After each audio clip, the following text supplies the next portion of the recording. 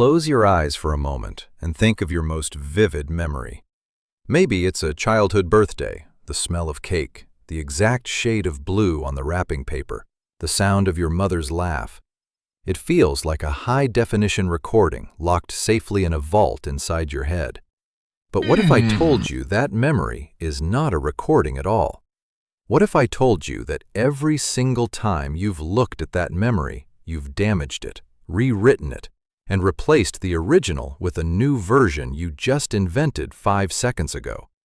In the year 2000, a neuroscientist named Karim Nader walked into his lab at New York University and shattered one of psychology's oldest assumptions. Before Nader, the dominant theory was simple. Memories are fragile at first, but over time they undergo a process called consolidation. They get cemented into long-term storage, like wet concrete hardening into stone. Once consolidated, a memory was thought to be permanent, immutable, safe. That idea was so entrenched that it dictated how we treated trauma, how we trusted eyewitnesses, and how we defined our very sense of self. But Nader suspected something darker was happening. He thought that the act of remembering might actually open the concrete back up. So Nader designed an experiment. He took a group of rats and taught them a simple fear memory. A specific tone was paired with a mild electric shock. The rats learned quickly. Days later, that memory was solidly consolidated. Then Nader played the tone again. Just the tone, no shock. At the exact moment the rats retrieved the memory, he injected a drug called anisomycin directly into their amygdala. Anisomycin is a protein synthesis inhibitor. It temporarily blocks the brain's ability to create new proteins. And proteins are the cellular building blocks required to restore a memory. The rats that received the injection after retrieval showed something astonishing. The fear memory vanished. Not suppressed, not hidden, gone at the cellular level. Meanwhile, the rats that got the injection without first recalling the memory were perfectly fine. The memory was untouched. This meant the memory wasn't a file you pull from a shelf. It was more like a Word document that opens for editing every time you double-click it. Here's the eerie part.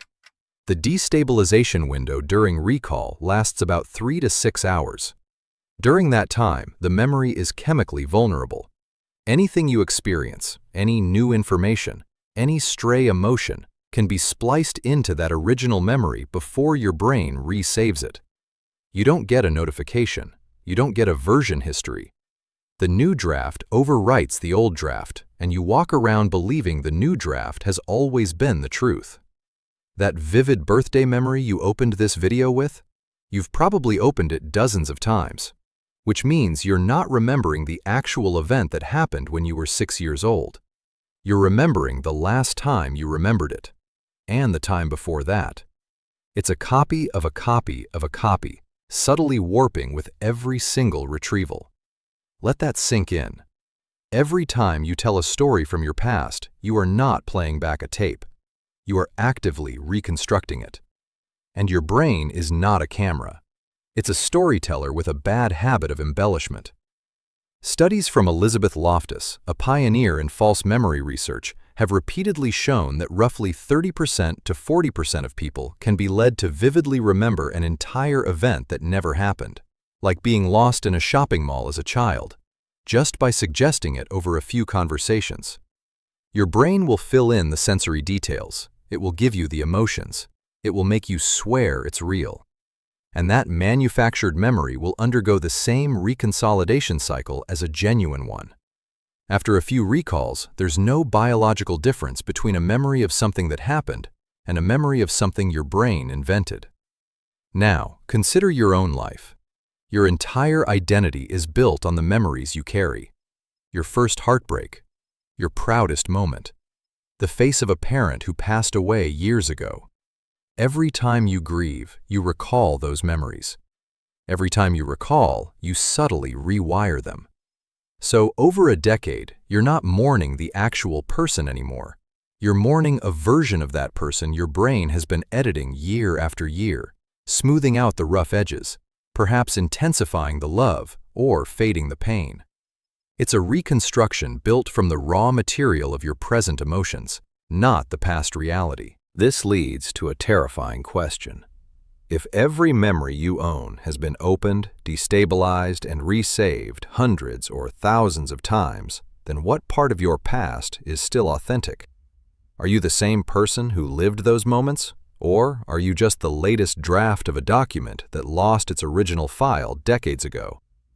Neuroscientist Joseph Ledoux, who worked alongside Nader, once said that memory is not about the past, it's about the future. Your brain doesn't store memories to keep a perfect history. It stores them to help you predict what comes next. And for prediction to work, memories must be flexible, updatable, and rewritable.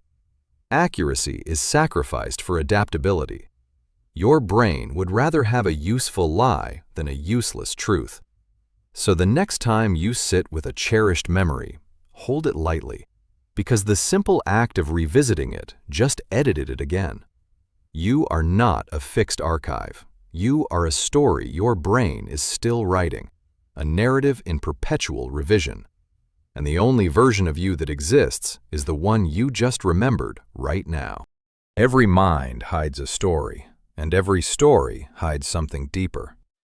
If you enjoyed this journey, subscribe and join Victor's Dark Archive. Your next discovery is already waiting. Until next time, stay curious.